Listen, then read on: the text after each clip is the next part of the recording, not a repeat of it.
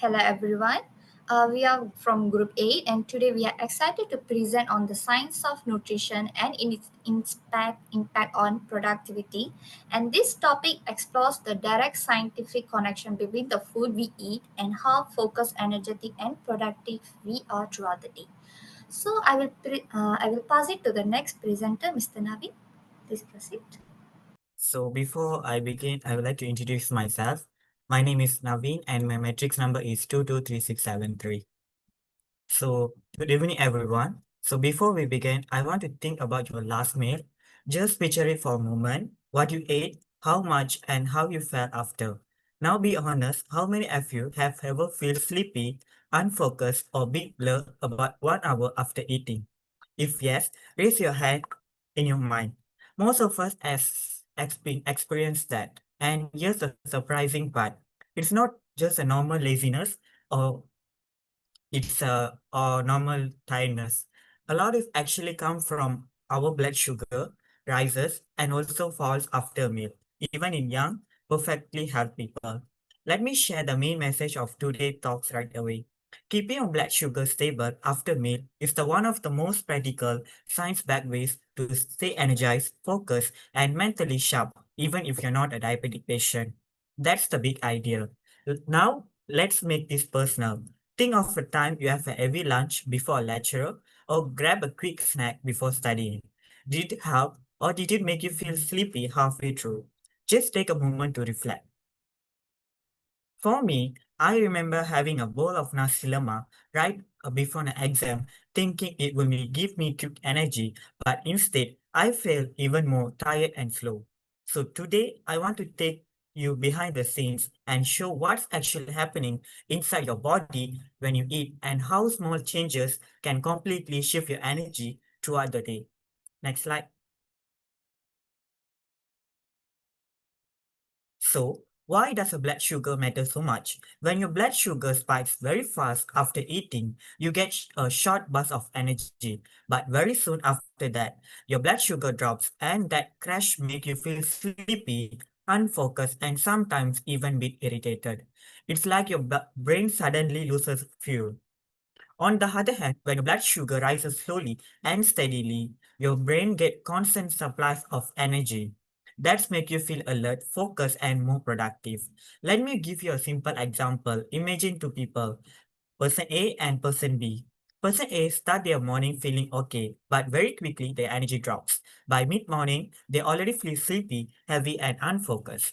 Their body feels slow, their mind feels foggy, and even simple tasks feel harder than usual. Person B, on the other hand, begin the same morning feeling steady and energized. Their energy stays stable throughout the morning. They can focus better, stay alert, and even have enough strength to move around comfortably or do light exercise without feeling tired. Same morning, same schedule, same amount of time, but completely different energy levels. All because person A experienced a sharp energy crash while person B maintained a stable blood sugar throughout the morning. And this isn't just a theory. A study by Javis in 2023 actually showed that even healthy adults, people without diabetes, often experience post-meal glucose peaks about 7.8 millimoles per liter. That means spike happen to almost everyone, not only diabetic patient. Next. Now, let's talk about how different food affect your energy. Some food give you fast energy, but also a fast crashes. These are usually high glycemic food like white rice, noodles, sugary drinks, kue, sweet snacks, and anything made with flour. Then we have food that release energy slowly, like brown rice, oats, beans, lentil, eggs, vegetables, and fruit. These help maintain stable blood sugar and keep you focused for longer. Let's compare two breakfasts in the slide, breakfast A and breakfast B. Breakfast A is consists of white rice, juice, and noodles. You feel satisfied, but by 10 a.m., you feel tired. Breakfast B is consists of brown rice with banana, eggs, and veggie. You stay focused until lunch because your body releases the glucose slowly. Next.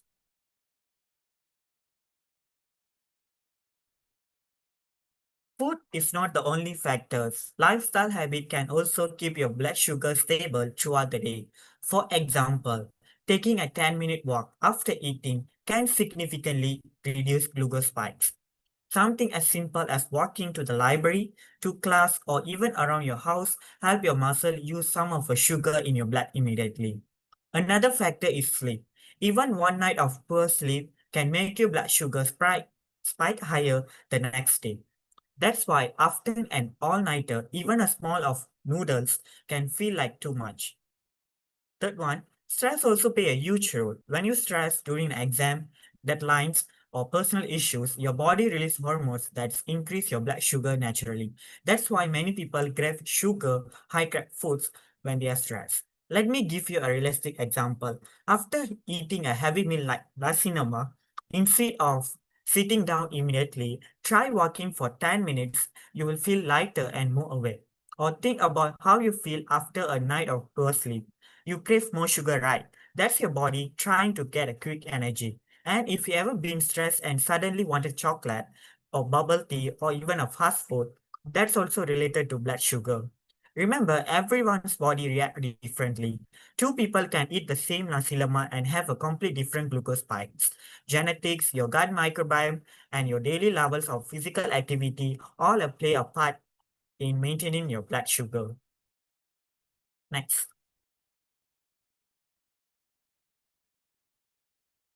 Did you know that your fasting blood glucose can actually tell you where your energy levels tend to fall? If it's below 100 milligrams per deciliter, that's considered normal. Between 100 to 125, it's a pre-diabetic range, meaning your body is already struggling little with the sugar control. And above 126 milligrams per deciliter is the diabetic range. Even if you're not a diabetic patient, this number matter because they show how your daily habits shape your energy, focus, and also your mood. Now, here's the empowering part. Small changes can make a huge difference. Switching white rice to brown rice, choosing water over sugary drinks, or adding protein and vegetables to your meal are simple habits that boost your energy almost immediately. Lifestyle choices like taking a short walk after meals, sleeping well, managing stress also support stable glucose. So, here's my challenge for you. With your next meal, try just one small change. Maybe add vegetables first, maybe avoid a sugary drinks, maybe take a short walk after eating. Try one thing and then observe how you feel. Blood sugar management isn't just about health, it's about your daily life, your energy levels, your concentration in class, your performance during study time, and also even your mood. Small habit can make your whole day feel different. So thank you for listening, and I hope after today you will start noticing how your body react to different food. Your energy is something you can control, and stable blood sugar is the one of the easiest places to start. Thank you. Next. Next, we will move to the Q&A section part. So is there any of you want to ask me something? Navin, I have a question to ask on your part. So, is it okay to skip breakfast to control the blood sugar? Okay, so first of all, thank you for asking.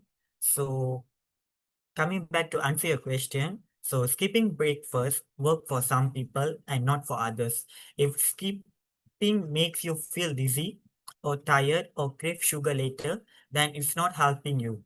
Instead of choosing a breakfast with protein and also fiber that keep your energy steady without spiking your blood sugar. Listen to your body, not a trend.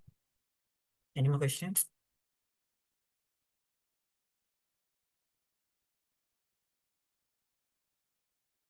Hi, I have a question based on your presentation. For me, how long does it take to see results if, let's say, I were to change my habits? Okay, thank you for the questions. So honestly, you can feel the result the same day. If you take a short walk after a meal or reduce the sugary drinks, you may feel less sleepy immediately. For long-term improvements, it maybe can take 1 to 2 weeks of consistent small habits can already make your energy and also your mood stable. So I think that's all for my presentation. Thank you for listening. Hello everyone. Uh, can you see me?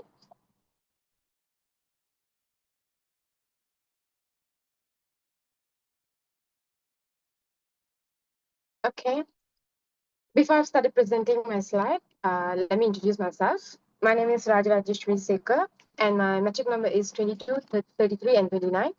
And the title I choose is The Gut-Brain Connection, How a Healthy Digestive System Boosts Our Productivity. So next.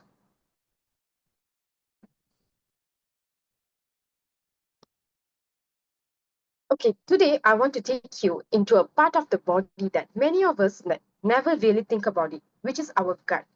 Most of us know that our brain controls our thoughts, our decisions, our emotions, and we know that the stomach helps with digestion. But what many people don't know is these two organs, like the gut and the brain, are in constant conversation. Yes, your stomach actually talks to your brain, and the messages sent between them can change your mood, your stress level, your focus, and even how productive you are every day. So today I'm going to explain how this connection works in a very simple way so that even someone with zero science knowledge also can understand. And by end of this presentation, I think you will look at your stomach very differently. So next slide. What is the gut? When I say gut, I don't just mean the stomach. I mean the entire digestive system, from the mouth all the way to the intestines. But most interesting part is what lives inside the gut. Inside your gut, there are trillions of microorganisms.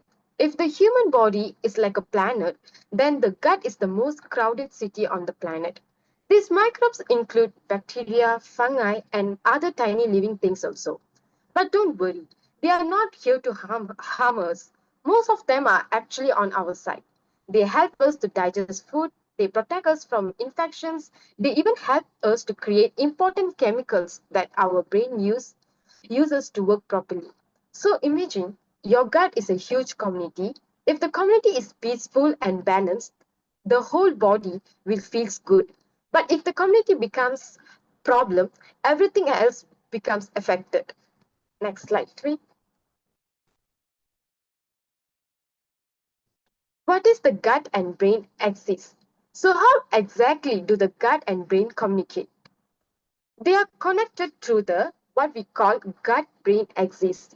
Think of this as two-way of highway made of nerves, hormones, and chemical signals. The most famous part of this connection is vagus nerve, a long nerve that runs from the brain all the way to the gut. It's like the main telephone line between the two organs. When you feel nervous and your stomach starts to hurt, that's the vagus nerve sending the messages. When you feel hungry, that's the gut signaling the brain. So the communication is constant. When the brain is stressed, the gut feels it. When the gut is unhealthy, the brain feels it. This two-way communications affects our mood, our decision making, and our stress levels also. Next slide. Why it matters for the brain? This connection is powerful because many of the chemicals we call brain chemicals are actually produced in gut. For example, serotonin, which controls mood, happiness, around 90% of it made it in gut, so not the brain.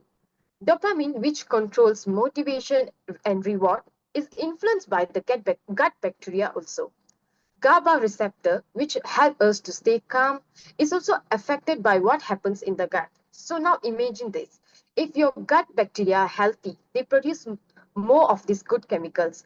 Your brain receives positive signals, you feel calmer, clearer, more focused. But if your gut bacteria are disturbed, maybe due to stress, poor diet, lack of sleep, they produce fewer good chemicals only. And the brain begins to feel the impact.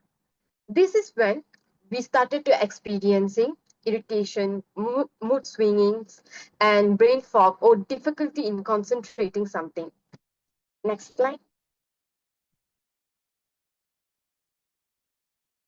Good gut is equals to the better productivity. Let's make it even clearer. Imagine a day when your stomach feels perfectly fine. You slept well, you ate well. Usually on those days, your thinking feels sharp. You make decision faster. You can focus for longer. You even feel more emotionally stable. Now imagine a day when your stomach feels heavy, bloated, or uncomfortable. Suddenly you feel distracted, tired, maybe slightly moody. This is not a coincidence. This is the gut sending signals to the brain that something is not right. And those signals affect your productivity. Studies shows that people with a healthy gut tend to have better concentration, clear thinking, lower stress, and higher motivation, and taking better decisions. So, in words, when your gut is happy, your brain performs better. Next slide. What harms the gut? So, what destroys the gut health? There are four major culprits. First is stress. When we are stressed, our brain sends signals that disturb the gut bacteria. This is why some people get stomach pain during exams or interviews. Next is lack of sleep. Gut bacteria follow a kind of day-night rhythm like a clock. When we don't sleep enough, their rhythm gets confused. Third is unhealthy diet. Too much fried food, sugar, or processed food feeds the bad bacteria in our gut. Slowly, the good bacteria reduce and the gut becomes imbalanced. Fourth is illness or antibiotics. Sometimes medicines kill good bacteria along with bad ones, which leading to the disturbance. When these factors continue for weeks or months, the gut starts to sending negative signals to the brain, causing mood problems, stress, forgetfulness, and even reduce our productivity. Next slide. So here, how to improve our gut health. The good news is gut health is something we can improve and it's easier than people think. The first step is diet. Eating food rich in fiber like fruits, vegetables, oats, whole grains feeds the good bacteria. Eating fermented foods like yogurt, kimchi, tempeh adds new healthy bacteria to the gut. Next is sleep. Getting at least 7 hours sleep helps the gut bacteria maintain the healthy cycle. Third is hydration. Drinking enough of water keeps digestion smooth. And fourth is stress management. Simple things like breathing, exercises, walking, or stretching can lower our stress signals to the gut. When we support the gut, it starts to producing healthier chemicals and sending positive messages to the brain. And as usual, it improves our moods, productivity, and everything. So next slide. So what science says? Scientists around the world are studying this topic and their results are quite interesting. A lot of studies show that when people improve their gut health, it either through diet, prebiotics, probiotics, or lifestyle changes, many of them experience improvement in memory, attention, and emotion balance. But researchers are also honest. This is not miracle cure. Not everyone reacts the same way. Some people improve a lot, some little, some see no change. This means gut-brain connection is real, but we are still learning how strong it is and how it works on different people. So next slide. Next slide. So let me wrap up. We often separate our brain and stomach as if they are completely different systems. But in reality, they are deeply connected. Your gut sends more messages to your brain than you might imagine. When your gut is healthy, you're mentally sharper, more stable, more productive. When your gut is unhealthy, your brain struggles to keep up. So next time when you feel stressed, distracted, or unfocused, maybe it's not just your mind, maybe your gut trying to tell you something. So taking care of this is not complicated. As well I said before, eat well, sleep well, manage stress, and drink water. Listen to your body. That's all from me. Thank you. The next slide is Q&A session. Is there any question you guys want to ask?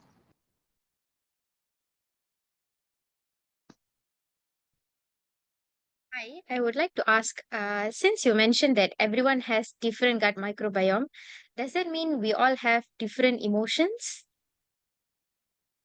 Um, each person guts like a fingerprint. Some people have bacteria that produce calming neurotransmitter, while others have more species linked to sensitivity or stress. This means two people in the same situation may react very differently. One person might stay calm, one person might get anxiety simply because their gut bacteria process signals differently. So the next question.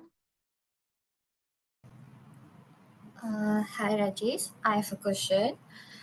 Can the gut actually influence important life decisions like choosing a partner, jobs, or maybe habits? So it sounds surprising, but yes.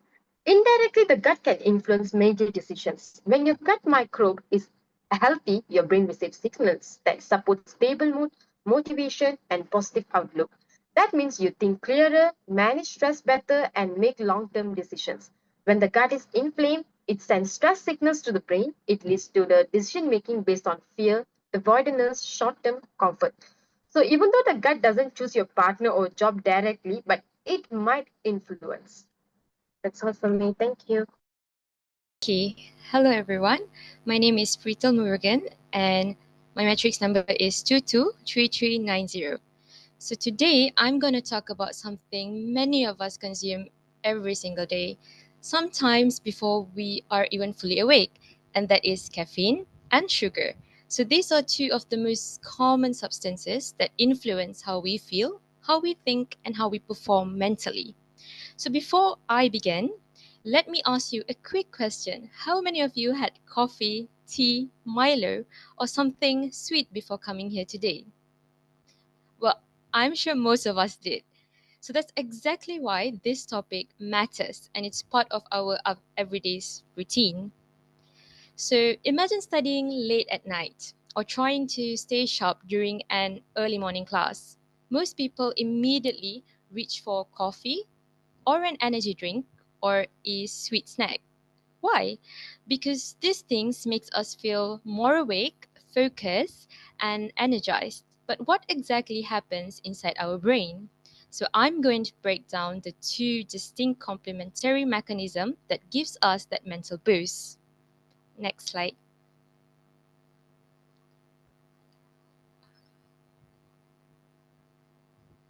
So let's start with caffeine. So its primary job is to act as a neural accelerator by blocking a chemical in your brain called adenosine. So adenosine is like your brain's natural sleepy signal. As the day goes on, adenosine builds up and tells your body to slow down, and then caffeine steps in and blocks that signal. So the key concept is that adenosine antagonism. Think of adenosine as a key that opens the tiredness door, and caffeine fits into the same lock. But instead of opening it, it blocks the key. So this is confirmed by research. By blocking this inhibitory signal, caffeine increases the release of excitatory chemicals like dopamine. And this mechanism is why you feel more awake, you think more quickly, your vigilance and reaction time improves. Next slide.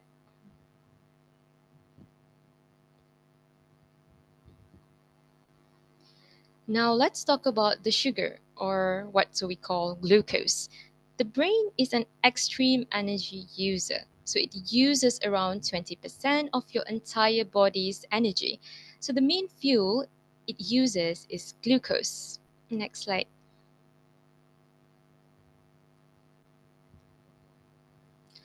Right, so glucose allows your brain to form memories, stay focused, and process information efficiently. So, research confirms that optimal brain function is critically dependent on stable glucose metabolism. So, without this fuel, high level processes like sustained attention cannot be maintained. In simple terms, caffeine is the accelerator and glucose is the fuel. Next slide.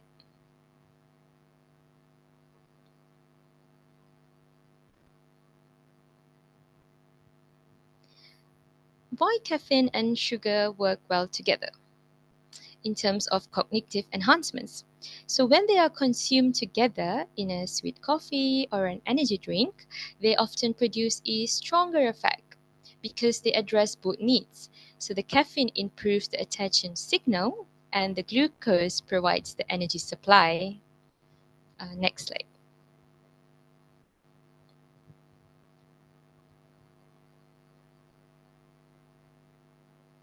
Now, while this benefit sounds great, there are also some important limitations supported by recent research. The first one is tolerance and withdrawal. When you drink caffeine regularly, your body adapts. So, studies suggest that the boost felt by habitual consumers may simply be the reversal of withdrawal symptoms like fatigues and headaches. So rather than true cognitive enhancements, your brain builds tolerance, requiring more just to feel normal. Second is sleep disruption. High doses of caffeine, even consumed many hours before bed, can significantly delay sleep initiation and damage the quality of your sleep. This creates a cycle where you rely on caffeine to overcome the fatigue that caffeine itself is causing. And third, sugar crashes. So while glucose is essential, simple sugars intake can lead to rapid fluctuations in blood sugar, known as glucose variability. So this is associated with poorer overall cognitive performance. So that sudden drop in energy after a sugary spike is the sugar crash, which severely undermines the initial benefits. Next slide.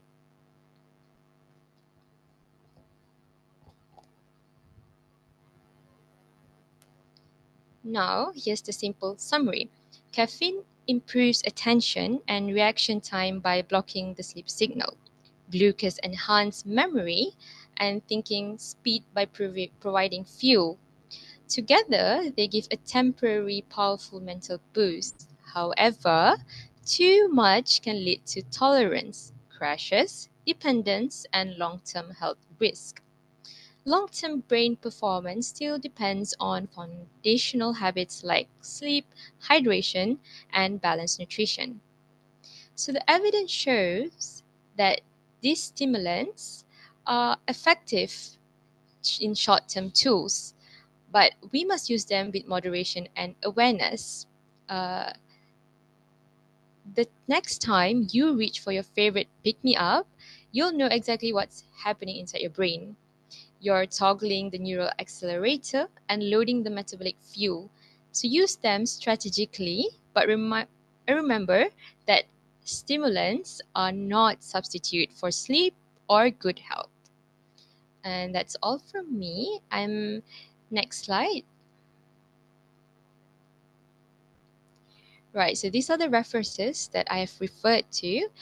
And with this, I'll end my topic, and I'm happy to take any questions. So does anyone has any questions? Hi, Peter. I want to ask a question based on your explanation just now. You mentioned adenosine antagonism. So does caffeine actually create new energy, or is it just masking fatigue? That's a good question. So caffeine is like putting a wedge under the brake pedal of your car. It doesn't add gas to the engine, but it prevents the car from slowing down. So the energy, which is glucose, has to be supplied separately. In scientifically form, caffeine prevents the slowdown signal, which is adenosine, from working, which tricks the brain into staying active. Uh, I guess I hope that sums up the questions you asked. Is there anyone else?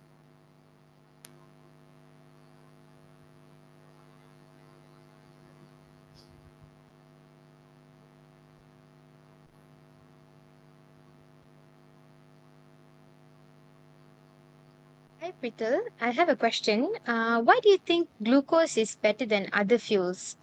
Can't the brain just use fat or protein? Ah, that's a interesting question. So let me put in a simple analogy. So your brain is like a highly specialized Formula One race car. So it only runs on a specific high octane fuel, which is glucose. So trying to run it on protein or fat is like pouring standard diesel into an F1 car. So it won't process it fast enough, if at all, for top performance. And basically, for rapid complex cognitive tests, glucose is required in metabolic currency. I hope that answers your questions. Okay. Uh, I think my part, that's it. We'll go to the next presenter. My name is PRETEEBA Jayakumar, metric number 224405. Today, before jumping into my topic title, I would like to ask all of you, university students, a simple question. Did you skip a meal today, yesterday, or even in the past week? For most of us, the answer may be yes, because we are running on tight schedule and we really do not prioritize our meal timings. On that note, we talk constantly about what we eat and how much we eat, but there is a silent fundamental driver of our energy, that is when we eat. We routinely ignore this question. My focus today is circadian nutrition, the science of synchronizing our food intake according to our body's innate circadian rhythm, the 24-hour internal clock. Let's proceed. Next slide, please.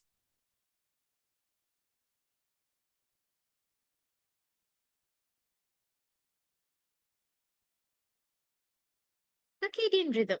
What is it? According to the Latin language, circa means around.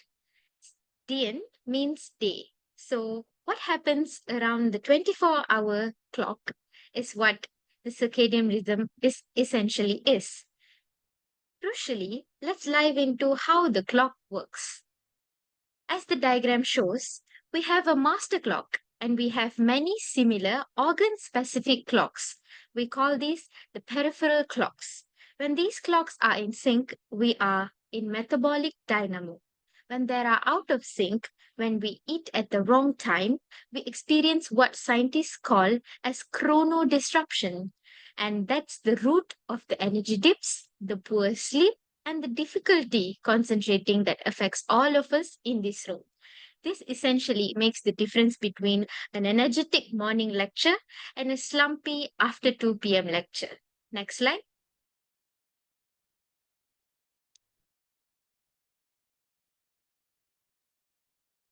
Let's indulge into the core concept, central versus peripheral clocks. The master clock is located deep in your brain in the SCN. SCN, suprachiasmatic nucleus, located deep inside the hypothalamus.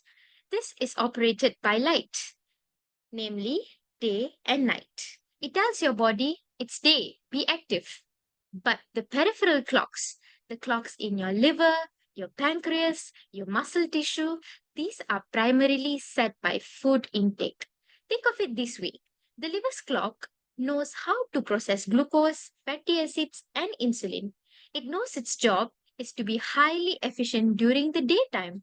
We know this because genetic studies involving genes show that the enzyme needed for digestion and nutrient absorption are maximally expressed during the active phase, which is when there is light.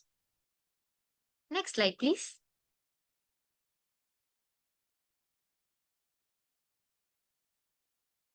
All right, optimal energy versus chrono disruption contrast. This is where the science hits home for your daily routine. That energy crash you feel, it's a direct consequence of this metabolic cascade.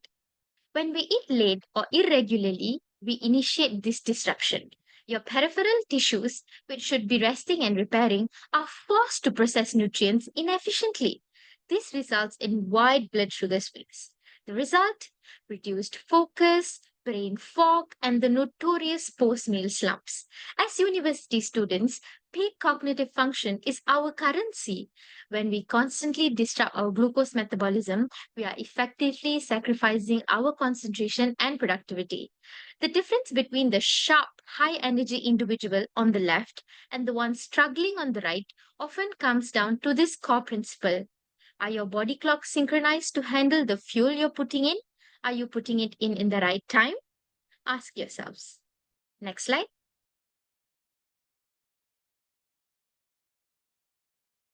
How do we reverse this? How do we counteract? Let's see. The most powerful tool we have from this field is time-restricted eating or TRAY. This isn't about counting calories, but crucially, this is about counting the hours. The principle is very simple. Confine your daily caloric intake into a consistent earlier window. Typically, only consume food for 8 to 10 hours a day. For example, like our Chinese friends do, from 8 a.m. to 6 p.m., Yes, you heard me right. 6 p.m. early dinner sounds painfully awfully early, but that is what our body likes. This works with two critical reasons. One is to maximize the insulin sensitivity, and the other thing is to maximize the fasting. Let's see. The guideline says the time restricted eating is the most studied application of the circadian nutrition. The long fasting period, which is excluding the 10 hours, we have another 14-hour window to allow the peripheral clocks to fully reset. It also triggers key cellular processes like autophagy, which is cellular cleanup, ensuring tissues are being repaired and ready for the next day's metabolic challenge. By eating early and stopping early, you are literally resyncing your master and peripheral clocks, leading to stable energy and better overall metabolic health. Next slide, please.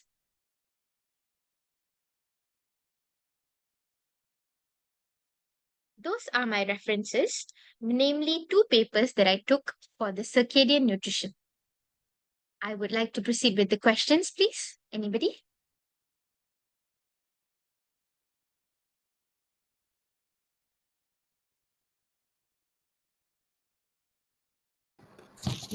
I have a question. Yeah. Based on your presentation, you talk about managing a eating window. So being a university student, is it the duration that matters or the starting time of the window? Very good question. Thank you for the question. Most of us, we really get stumped here. For the goal of optimizing energy and productivity, the start time of the eating window is generally considered more crucial. It doesn't matter for how long you have the window going, but the crucial role of the start time, which is called as the dawn signal, is very important. The metabolic system, as we discussed, is designed to be more sensitive in the morning following by the light activated SCN signal. Shifting calories to the earlier part of the day, mostly before 7 p.m., capitalizes on peak insulin sensitivity, leading to more stable blood sugar and sustained energy throughout the day. I understand as students, we really love our late night snacks, but we should really put a pause on that to get a healthy lifestyle. Any other questions? I have a question. Yes, Rajesh? What are the genes that are being disrupted? What are the genes that are being disrupted due to the late consumption? Thank you for the question, Rajesh. I think I got what you said. You were asking about the genes, I think. Okay, namely, there are two clock genes, specifically the BMOL1 and clock, which drive the circadian cycle in all peripheral tissues, including the liver. The normal cycle, which focuses on the daytime efficacy, is regulated by the BMOL1 clock complex to be most active when you're eating. Insulin sensitivity makes the gene makes the insulin sensitivity to go high, meaning a small amount of insulin effectively moves glucose out of the blood and into the muscle and liver. And the disrupting genes work when you consume a meal late. The sudden influx of nutrients comes as a surprise or a shock to the body, and the powerful signal to the liver's peripheral clock is damaged. This food signal overrides the genetically programmed night mode, which is supposed to be the resting phase, becomes an active phase. So the body doesn't know when to rest. So this is what the genes are doing in order to disrupt the chronodyscotian rhythm. I think that's all from me today. Thank you. I will be continuing. So good day everyone. My name is RINETHAA and my matrix number is 225277. So today I will be talking about a topic that affects every single one of us, which is the hydration and mental clarity. So we all know that drinking water is important, but do you know it can actually affect how well your brain works? So this presentation will show you how water intake influences memory, attention, reaction time, and the overall brain performance. I'll also share some surprising findings where hydration doesn't always have the same effect on everyone, but by the end, I hope you'll see why staying hydrated is one of the simplest way to keep your brain sharp. Next slide, please.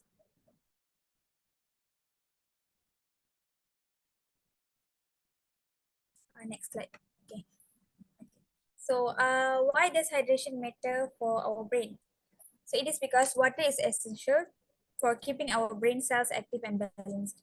So, according to Baitaka, Debek, and Medich, in 2025, even small drops in total body water can affect the memory, attention, and also the learning.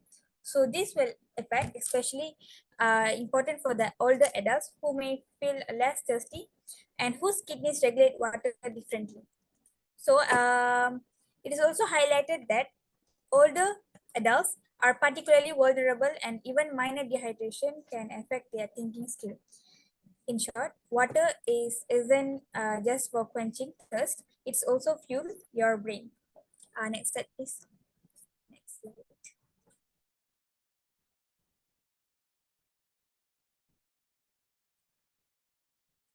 Okay, let's look at some clear evidence. First, total body water or percentage TBW is strongly linked to memory and psychomotor speed, meaning that even small drops can slowly thinking and coordination. Found that losing 1 or 2% of the body water reduces the alertness, working memory, and processing speed. And in hot conditions, dehydration can make reaction time slower and also the decision making worse. So, even when mild dehydration can have a noticeable impact on how quick and accurate we think. Next slide.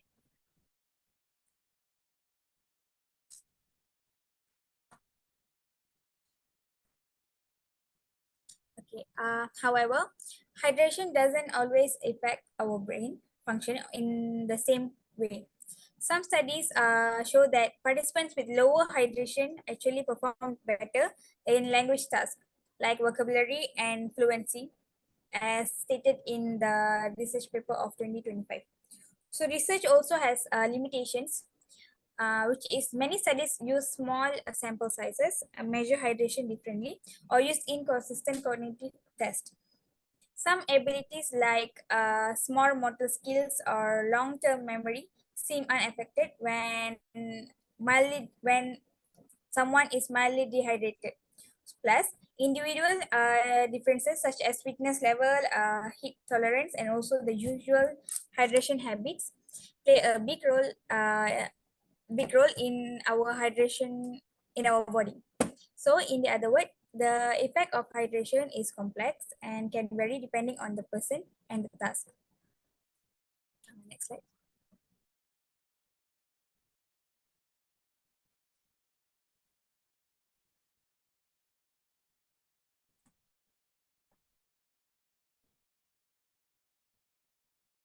Okay. So, although hydration is generally support better brain performance, research also proves that the relationship is not always straightforward. Meaning that, for example, we have research in 2025 found that some participants who were less hydrated actually performed better in language tasks such as vocabulary and verbal fluency. So this suggests that hydration may affect different brain areas differently. So Almonds also point out that many hydration studies have limitations, such as small sample size and different way of measuring hydration and inconsistent cognitive tests. So this tells us that hydration affects people and cognitive tasks in different way, and the relationship is more complex than it seems. Next slide.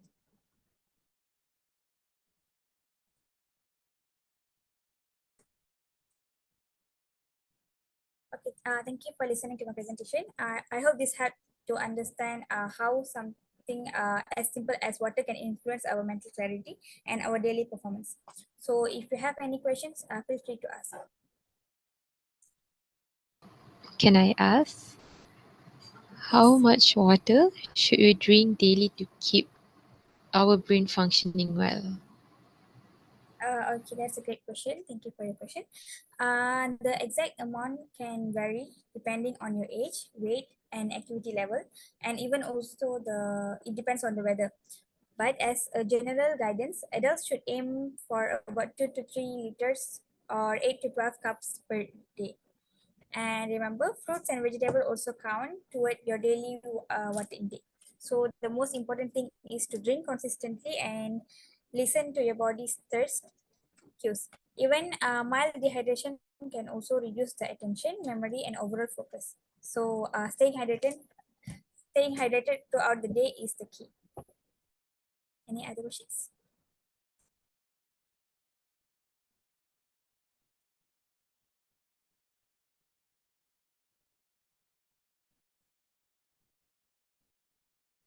Hi, Renita. Can I ask a question? Yes. Does hydration improve cognitive performance immediately, or is it only for long-term use? Okay, thank you for the question. So my answer is it's for the both.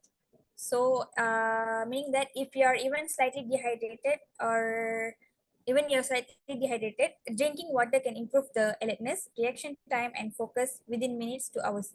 So at the same time, maintaining good hydration habits over the long term helps supporting and learning memory and the overall brain health. So even when reduce the cognitive decline as we go age.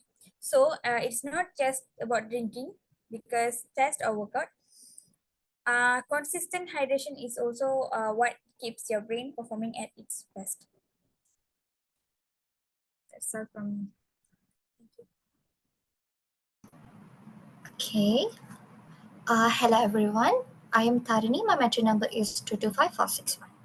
So before I go into the topic, let me start with a quick question. Have you ever noticed how convenient ultra-processed food are?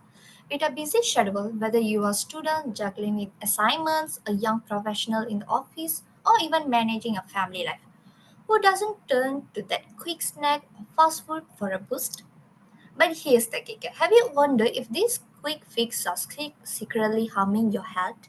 In today's world, it feels like we can't escape UPFs.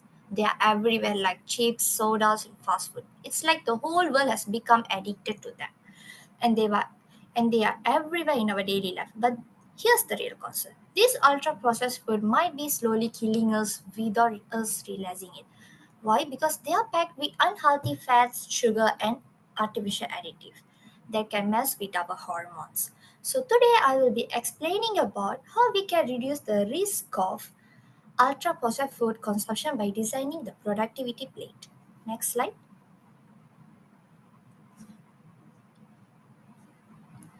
So take a moment to look at this image. It's more than just a stack of burgers, chips, and sodas. It's a visual representation of the reality we face every day. Ultra processed foods are marketed as the quick fix we all crave, especially young adults like us who are constantly rushing between the classes, work, socializing, and family. So the appeal is so obvious. They are cheap, convenient, and obviously delicious. But behind the convenience is a much bigger issue that's slowly taking a toll on our health. So the image is meant to wake us up to the fact that yes, these processed foods are everywhere, but they don't have to dictate our health or choices. As a young woman, we have the power to make small but impactful changes. Swapping back the pack of chips for a handful of nuts or choosing a homemade wrap over fast food might seem small, but these choices add up so the productivity plate is a perfect example how we can start making better decisions without overhauling our entire diet. Next slide.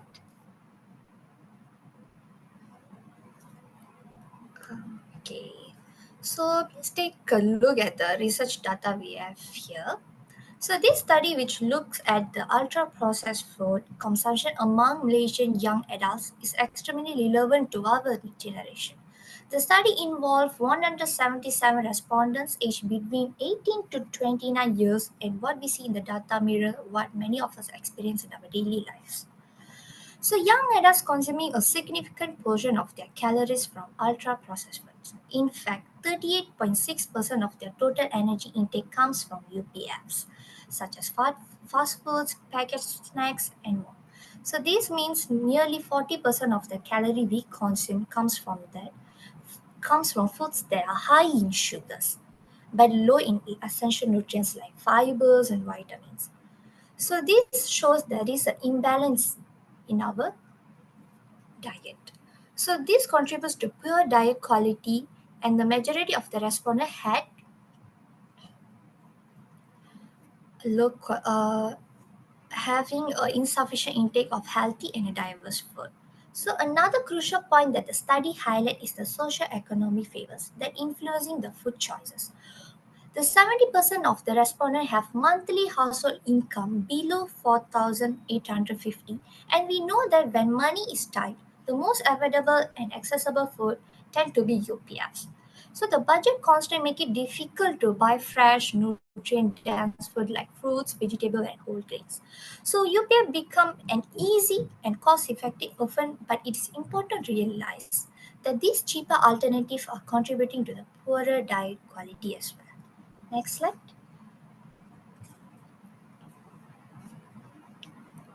Next slide.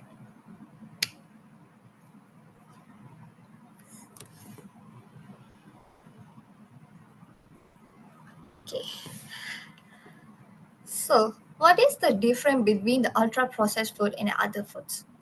So, we have unprocessed or minimally processed foods like fruits, vegetable, eggs, milks, and so on.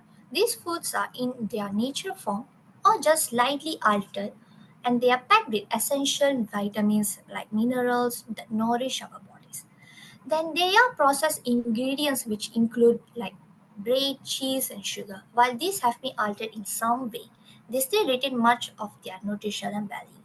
Processed foods like canned beans, certain types of cheese undergo more preservation processes, often with added salt or sugar. But they can still maintain some nutritional content as well. But the real danger comes with the ultra processed food. Now let's we look at the effects that mainly especially for women. So consuming too many UPFs can lead to increase of infertility that can impact the quality of eggs in the woman, which is crucial for fertility. So studies have shown that the high intake of these foods can lead to hormonal disruption, affecting the natural processes in our body, leading to conditions like PCOS and irregular periods. So UPF also contribute to the insulin resistance in a major factor in type 2 diabetes and cardiovascular diseases. For those who are pregnant, the chemicals found in UPI can interfere with the fetal development, increasing the risk of complication during the pregnancy and affecting the health of the baby. So now let's we take a look at the ingredients of the gardenia bread. Okay, in gardenia bread, we can find hydrogenated fats or trans fats which are used to improve the texture and shelf life of the bread. So these fats are known to raise the bad cholesterol level, which is LDL, contribute to insulin resistance and cause hormonal imbalance. So these fats can increase the risk of heart disease and make it harder for women to maintain a healthy hormonal balance. Another ingredient is emulsifiers, specifically E471, which are chemicals used to stabilize and improve the structure of the brain. So these shows can cause inflammation in the brain. So lastly, you can notice artificial flavors and preservative in the ingredients list. So while these may seem harmless, but research has shown that this additive can mimic hormones, disrupt the endocrine system, and lead to fertility problems over time. So see, even a simple everyday product like bread contains ingredients that can harm our product reproductive health as well. So moving on to the next slide.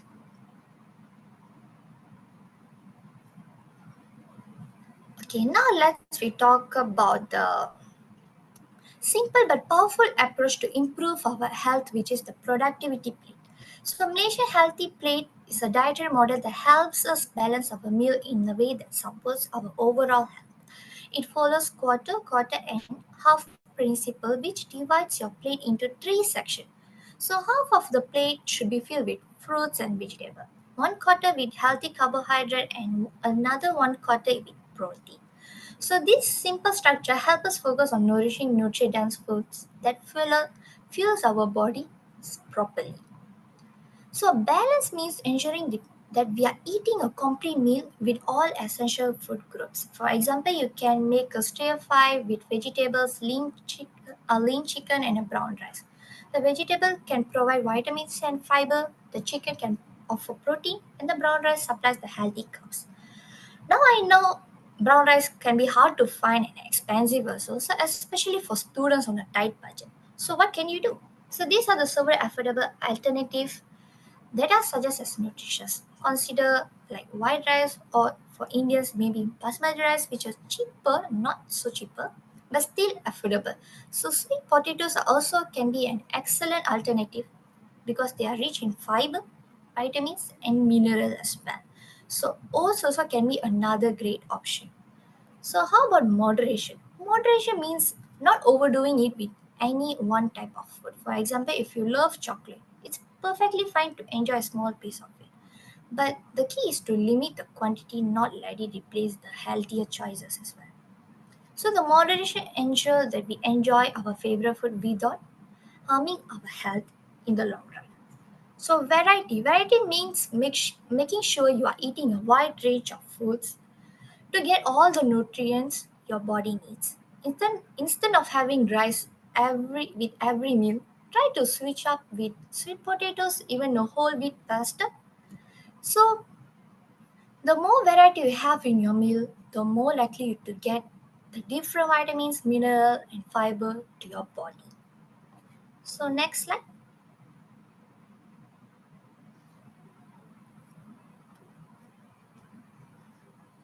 Okay. So now let's we talk about the plate size. Do you know the size of your plate can actually affect how much you eat? If you use the plate that is too small, you might not be getting enough nutrients to your body. So what's the right size? For the adults, the ideal plate size is 23 cm or 9 inches. Maybe for children, it's about 18 cm. So now let's move on to the healthy cooking methods. There are healthy cooking methods that help preserve the nature goodness of your food without sacrificing the taste. For example, steaming is one of the best methods for preserving the nutrients because it's quick, convenient method that only takes about 5 to 10 minutes for vegetable and fish depending on the size. Another great method is baking and roasting. These dry heat techniques work well for lean proteins like chicken, fish, or even vegetable. So now for the ingredients on your productivity plate. Let's talk about affordable alternatives that won't break the bank.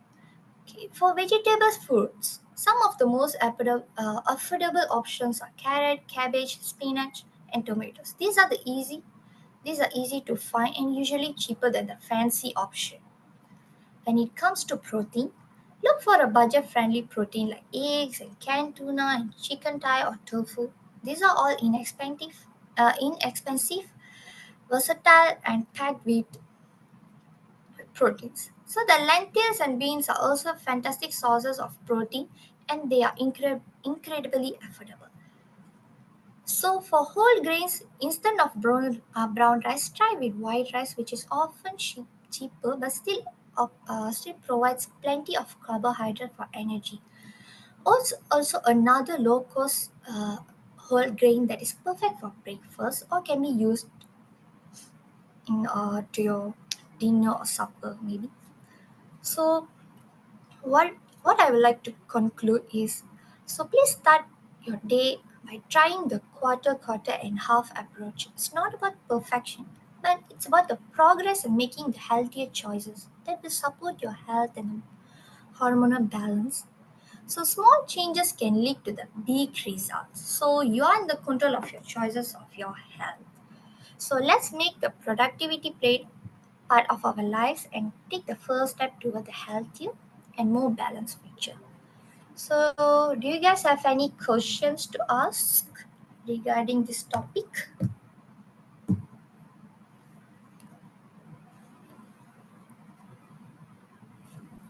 Anyone?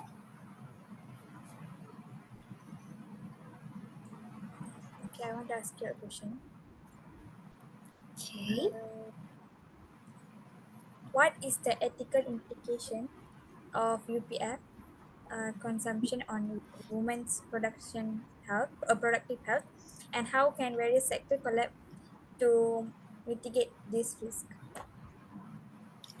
Okay, so the widespread consumption of ultra-processed foods can disrupt the hormonal balance, like I told just now, and also contribute to the critical conditions. So this disruption not only affect the fertility and menstrual cycles, but also poses long-term health risks. To mitigate this risk, maybe the government or the food manufacturer must work together. So the government can regulate the food labeling to help the consumers to understand the nutritional content of UPFs. So they can also introduce policy to subsidize healthy food option, making nutritious meals more affordable and accessible. And also healthcare professionals can advocate for healthier eating habits through education, preventative care, so they can work with communities to implement programs that raise awareness of this risk of this UPF as well. Anyone? Uh, I have a question, Tarini. How can the Okay. productivity plate model be adapted to make healthy eating more affordable and accessible for low-income communities, especially light of rice? Okay, it's a good question. To address this challenge, the productivity plate can be adapted by introducing community-based initiative that focuses on affordable, locally sourced ingredients. So this could involve partnership between the local farmers, food banks, or government bodies to subsidize the cost of fresh produce or make it accessible to the families with a limited budget. So the educational campaigns are crucial in teaching people how to make nutritional meals with the affordable ingredients. Maybe the workshops on the meal planning, cooking with the local vegetables, or maybe the governments could offer the subsidies or voucher like I told just now. So this can reduce the financial burden of buying fresh and whole foods, and public policy that incentivize the availability of the whole foods at the lower price. So this can help to solve this problem as well. Okay, that's all. So I think okay, our group have finished discussing about the nutrition. So we have come to the end. So what I would like to tell is we all know health is our treasure. So please value it. So that's all from us. Thank you.